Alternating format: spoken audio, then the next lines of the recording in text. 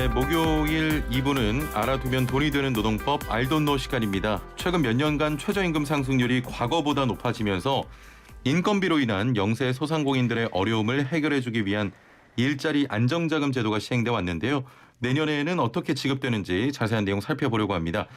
방송 들으시면서 오늘의 주제 이외에도 연봉 계산은 어떻게 하는 건지, 연차는 어떻게 써야 하는지 등등 노무에 대해 궁금한 점 있는 분들 단문 50원, 장문 100원의 유료 문자 샵 0945번으로 보내주시길 바랍니다.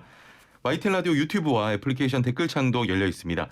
자, 그럼 함께 말씀 나눌 분 모셔보죠. 소나무 노동법률사무소 김효신 노무사와 함께하겠습니다. 안녕하세요. 네, 반갑습니다. 내일이 성탄절인데 네.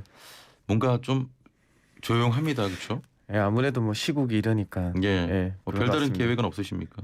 예, 없습니다. 뭐 다른 데 가지를 못하니까요. 네.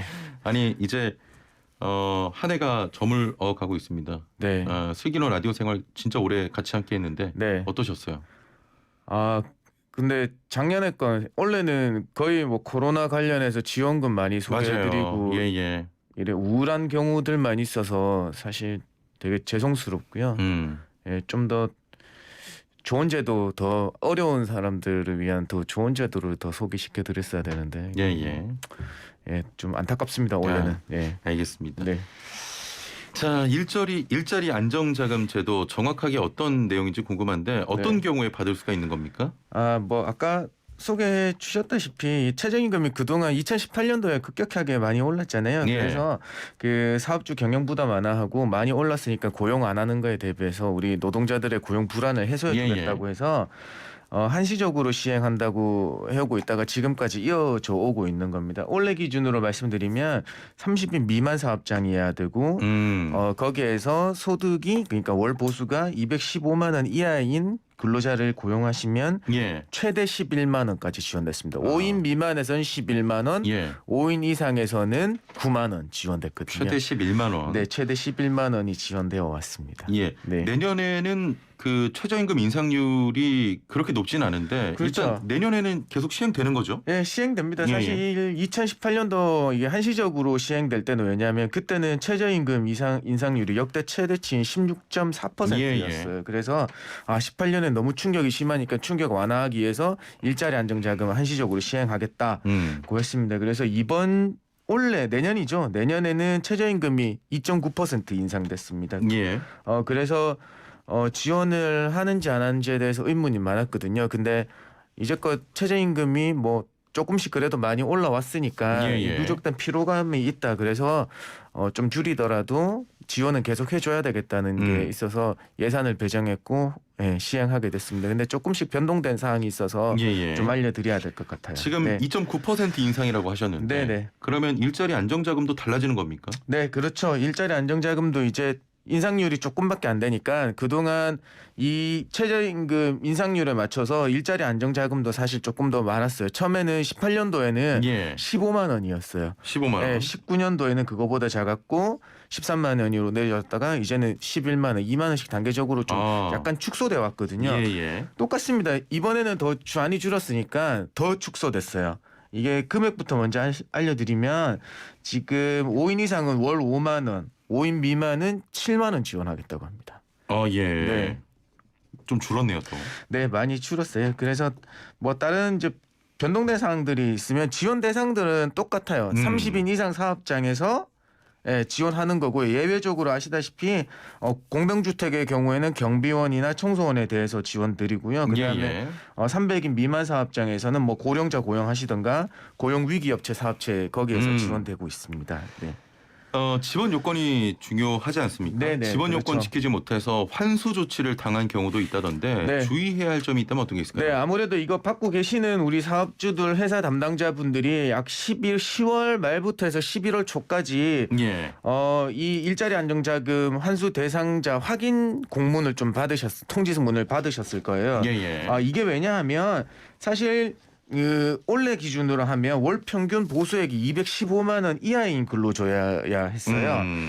그래서 이 월 평균 보수액이라는 게 그 당시 때 215만 원만 기준으로 한 게 아니라 이 전체 평균을 가지고 그러니까 그 연도 중에 받은 보수의 평균을 가지고 낸 월 평균 보수 그러니까 말 그대로 예, 그래서 이 월 평균 보수를 초과를 판단해서 우리 19년도에 입사하신 분들은 연말 정산을 실시해서 근로소득이 신고되었잖아요. 그거랑 신고한 금액에서 이 일자리 안정자금의 월 평균 보수가 넘었다고 하면 거기에 대한 확인 조치가 있어서 예, 환수 조치가 들어갔었거든요. 네, 그래서 사실 이제 이걸 내년에도 알아두셔야 되는 건 뭐냐면 내년에는 월 평균 보수가 219만 원 이하인 근로자까지 지원이 돼요. 그래서 처음에는 그랬지만 이 변동성 급여가 많으신 분들, 연장 근로하면 연장 근로 수당이나 휴일 근로 수당 부가적으로 많이 주신 분들 같은 경우에는 그걸 조금 예정을 해보고 좀 시뮬레이션 해보고 신고하시는 조금 그런 게 필요하겠습니다. 잠깐 헷갈리는 게 그 월 보수와 월급의 차이는 뭡니까? 이 월 보수와 월 보수의 차이는 비과세 항목은 뺀 금액이 저기 월 보수라는 거고요. 월 급여는 그냥 그 우리가 다 얘기하는 급여를 말하는 이런 거예요. 월 급여가 230만 원이다라는 근로자는 만약에 비과세가 10대랑 6세 이하 자녀가 있을 때는 육아수당이라고 해서 각각 10만 원씩 비과세 처리를 해줄 수 있거든요. 그러면 230만 원에 에서 그 비과세 20만 원을 빼면 결국에 2분의 월 보수는 210만 원이다. 이렇게 되는 겁니다. 월급이 더 포괄적인 개념. 그렇죠. 월급은 다 개념하는 거고 월 보수는 사실 식대나 뭐 차량 유지비, 육아수당에서 과세되지 않는 금액을 얘기하는 겁니다. 비과세요. 알겠습니다. 올해 코로나19로 좀 어려움이 많으셨는데 지원금이 줄어든다고 하니까 좀 반가운 소식만은 아닌 것 같아요. 네, 맞습니다. 이 지원금을 받으면서 주의해야 할 점이 있다면 어떤 게 있을까요? 이 올해하고 계속 이어지는데요. 사실 퇴사 후 신청하시면 지원되지 않습니다. 퇴사 후에. 그러니까 사실 초급해서 돼야 되는 거 아닌가 하는 그 의문이 있으신데요. 이거는 반드시 재직 중에 신청해 주셔야 돼요. 미리 그러면 놓치지 않고 신청을 하셔야겠네요. 그렇죠. 그냥 입사하시면 그냥 바로 일자리 안정자금까지 취득 신고하시면서 일자리 안정자금까지 신청하시는 걸로 하시면 돼요. 네, 그 다음에 두 번째는 매년 3월 15일까지 신고해야 되는 고용산재보험 보수 총액 신고를 반드시 해주셔야 된다는 거예요.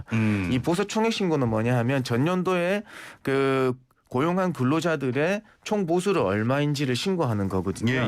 그래서 요거를 꼭 해주셔야 되고요. 근데 3월 15일이라고 했지만 사실 여기서 허용 기간을 두고 있는데 7월 말까지만 보수 총액을 꼭 신고한다고 하면 중단하지 않겠다는 입장입니다. 그다음에 세 번째는 인위적 감원이 없어야 돼요. 인위적 감원이란 뭐냐면 회사 불황에 의한 권고사직이라든지 뭐 근로자 기책사유에 의한 해고라든지 이런 부분이 없어야 됩니다. 그래서 만약에 인위적 감원을 했다고 하더라도 이런 사유들을 우리 근로복지공단에 소명이 된다고 하면 또 예외적으로 허용해주고 있거든요. 그래서 인위적 감원이 없어야 되는 게 원칙이다라는 거 말씀드립니다. 그다음에 일자리 안정자금을 받으면 두루누리 사회보험 지원이 또 되고 있어요.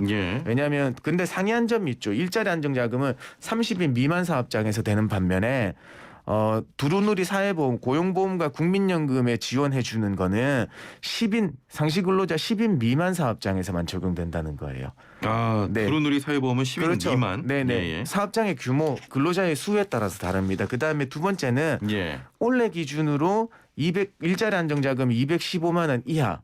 그런데 두루누리 사회보험은 215만 원 미만이라는 거예요. 214만 원까지만 허용된다는 거였죠. 내년에는 그러면 일자리 안정자금은 219만 원이니까 일자리 219만 원 이하가 되는 거고요. 두루누리 사회보험은 218만 원 이하까지만 되는 거예요. 일단 이것도 확인을 좀 하시고. 그렇죠. 왜냐하면 이게 혼동되셔 똑같이 신고하시는 바람에 두루누리 사회보험 국민연금에서 또 환수가 되는 경우도 또 있거든요. 그래서 이 부분을 좀 주의해 주셔야 돼요. 알겠습니다.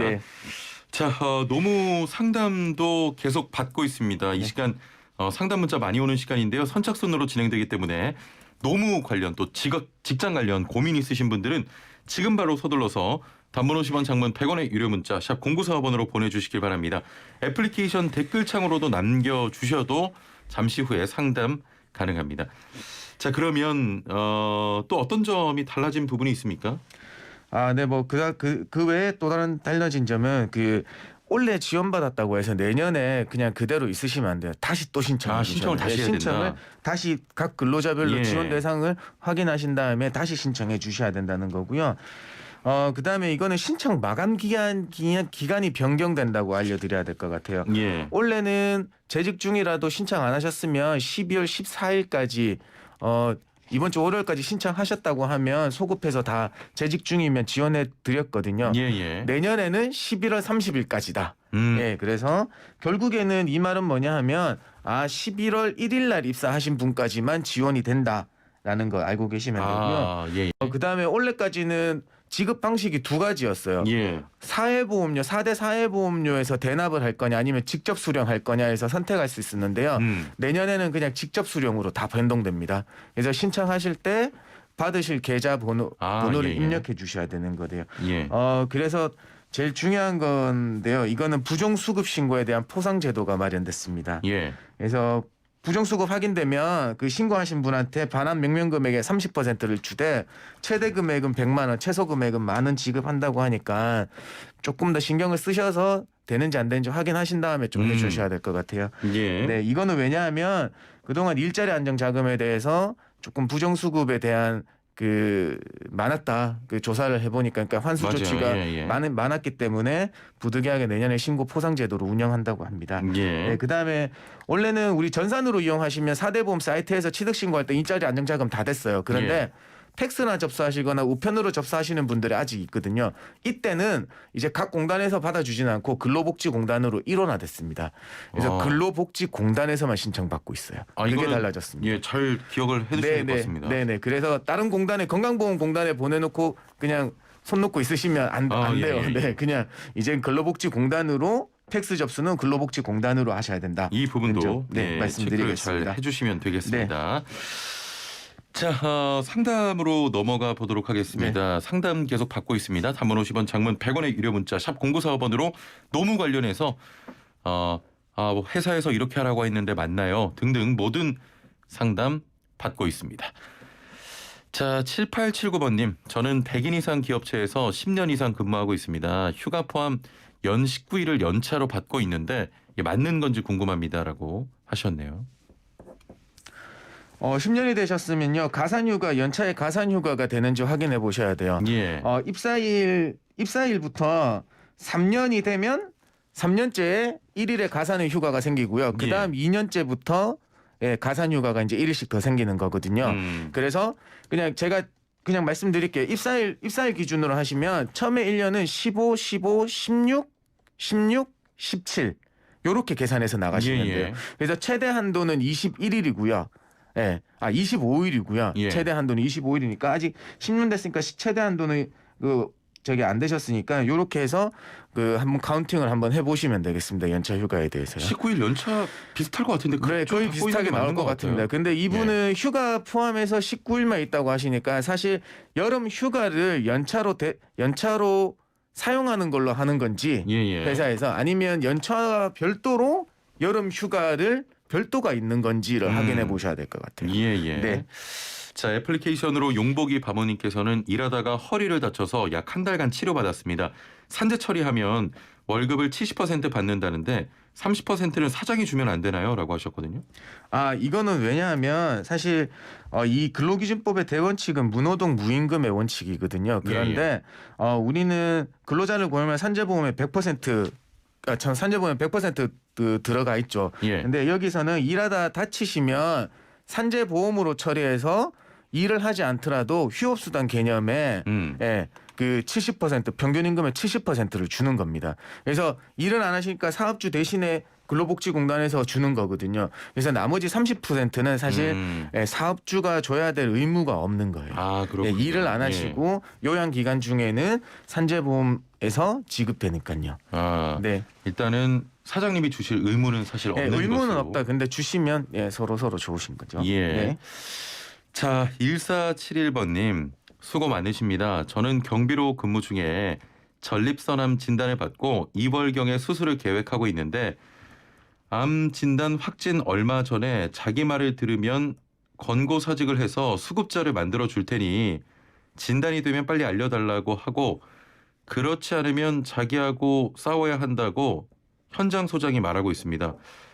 이럴 경우는 어떻게 해야 하는지요? 수술 후 퇴원은 4박 5일 혹은 7일이 소요된다고 합니다라고 하셨네요.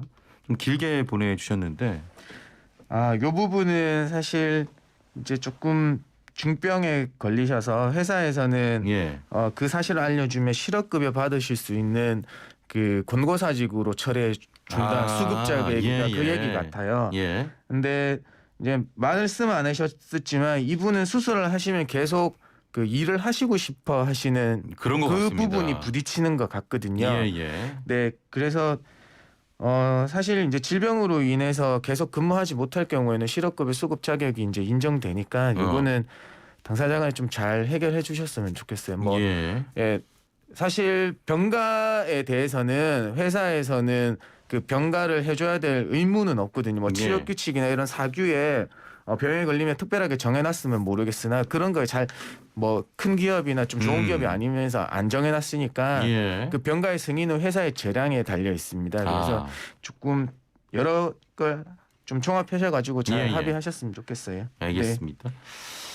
4920번님 일자리 안정자금을 지원받고 있는데 지원 기간 도중에 한동안만 월 보수가 기준을 초과할 경우 변경 신고를 해야 하나요?라고 하셨네요. 요건 아까도 말씀드렸다시피 이 일자리 안정자금의 초과 여부 그 지원 요건의 초과 여부는 연도의 총 금액을 월 평균 낸 개념으로 보셔야 됩니다. 그래서 한동안 그러니까 일정 기간이 정해져 있으면 그 금액을 다 더해서 평균 내보시면 215만 원에 110%가 안 넘는다고 하면 뭐 별도로 변경하실 필요는 없어요, 사실. 별도로 변경. 그렇게 그 지원 요건 안에 충분히 지원 요건을 넘지 않겠다고 판단하신다면 별도의 뭐 신고는 필요 없습니다. 네.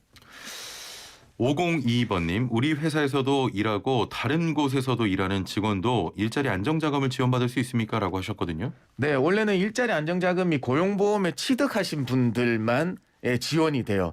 근데 요걸 잘 알아두셔야 되는 게 사실 4대 보험 할 때 고용, 산재, 국민연금, 건강보험.